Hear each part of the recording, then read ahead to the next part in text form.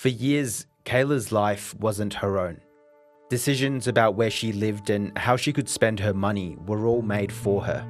They don't know anything about my life. They've only just come into my life. Now they're telling me where I can live and for how long. Who the hell are these people? The 24-year-old managed to escape the system and wants to tell her story, but it's illegal for us to share her real name or face.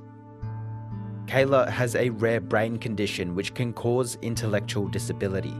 Her mother, Claire, was going through a messy divorce and says she wanted to protect Kayla's nest egg, $20,000.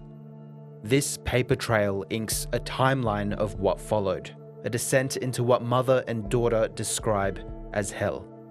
I was completely stripped of any ability to protect her.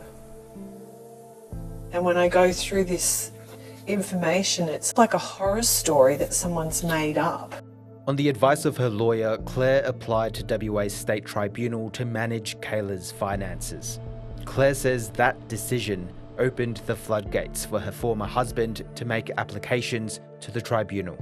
He took us back there time and time and time again.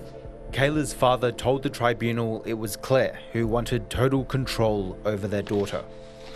Ultimately, the state took over almost every decision in Kayla's life through the Office of the Public Advocate and Public Trustee. It felt like I was in a prison cell. Even like going out with a social group, I didn't have access to a phone. The Public Advocate says it makes decisions in clients' best interests and can't comment on individual cases. Both mother and daughter say they felt as though the state care system had been weaponized against them. Anyone can make an application for the state to take control of someone's life. Often, those applications are made by doctors, carers, or family members who are concerned. But they can also be made by complete strangers and people looking to cause harm. Maxine Drake has advocated for hundreds of families through WA's State Tribunal.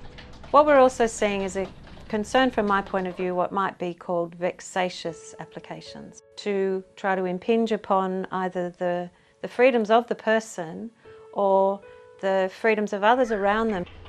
It took years of wrestling in the tribunal for Kayla to break free. But confidentiality provisions still prevent us from identifying her. Across Australia, about 50,000 people are under state care. The ABC contacted every state and territory's public guardian.